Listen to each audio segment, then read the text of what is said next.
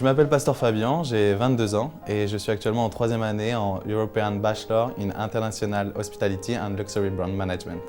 J'ai effectué mon stage de seconde année donc, à Osaka, au Japon, au Saint-Régis, donc l'hôtel Saint-Régis, et j'étais pour le poste guest service. Et donc ma mission au quotidien, je devais take care of guests, faire attention aux clients et les accompagner en chambre, répondre à leurs demandes personnalisées, parfois voilà, s'il y avait des choses qui ne leur plaisent pas, faire en fonction. Et le contact, bon, j'avais déjà vécu à Tokyo pendant 1 an avant, donc je connaissais bien la culture japonaise. Donc je sais que la culture japonaise est très stricte au Japon, mais encore plus dans un hôtel 5 étoiles au Japon. Et il est vrai que parfois, bon, c'était un peu frustrant de voir à quel point c'était vraiment très très strict. Mais on voit bien que c'est indispensable dans un hôtel 5 étoiles parce que les hôtels, les Japonais font toujours un service très respectueux et très high level, si je puis dire. Et donc les clients également sont exigeants. Donc forcément, ils attendent un service exigeant.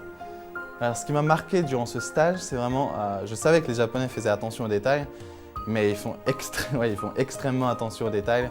Et parfois, bon, je plaçais peut-être, quand un client arrive, il faut qu'on prenne ses bagages. Si je suis là, si je me trouve actuellement à l'entrée, je prends le bagage pour que le client soit plus à l'aise. Et je vais poser, par exemple, le bagage, il y avait un coin pour les bagages.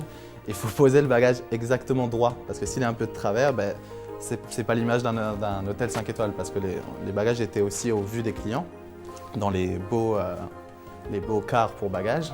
Et donc il faut que le bagage soit bien droit. S'il est un peu de travers, ben, c'est pas beau à la vue du client, c'est pas un hôtel 5 étoiles. Et pareil également des détails pour les employés, nous, le côté back-office. Il fallait également que ça soit très organisé. Faut les mettre, voilà, par exemple, je prends un exemple, les feuilles roses avec les feuilles roses. Et s'il y a la feuille bleue qui est juste à côté, ça va pas. Il faut vraiment que ça soit voilà, carré. Pour ma future carrière, je me vois en Asie, vraiment pas autre part. C'est pour ça que j'ai commencé le coréen cette année. Voilà, je maîtrise donc le japonais, l'anglais, et bon, le français, ma langue natale. Et j'ai commencé le coréen. Je sais que voilà, beaucoup de gens me disent mets-toi au mandarin. Bon, ils disent le chinois, mais le chinois c'est pas une langue, c'est mandarin ou cantonais.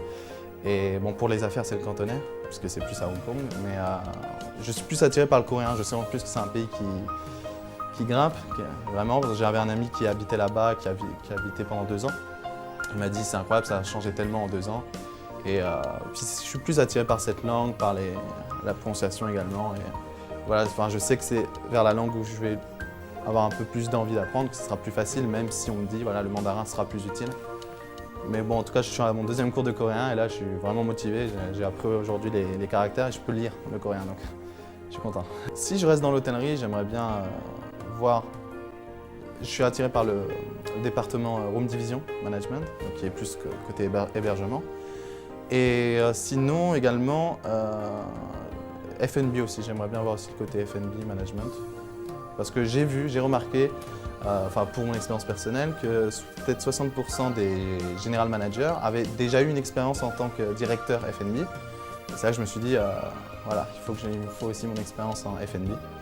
Et si c'est pas dans l'hôtellerie, j'ai un projet de bar, j'ai déjà un concept bien défini dans ma tête. Et un concept qui ne marcherait pas à Paris de toute façon, restant en Europe, même en Amérique, ça ne m'intéresse pas, mais qui marcherait justement au Japon. Forcément, bon, en corrélation, j'ai développé un concept qui fonctionnerait au Japon puisque c'est la place où je veux être. Mais comme je disais avant, si j'apprends également le coréen, si je vois que ce concept peut également marcher en Corée, j'y vais aussi.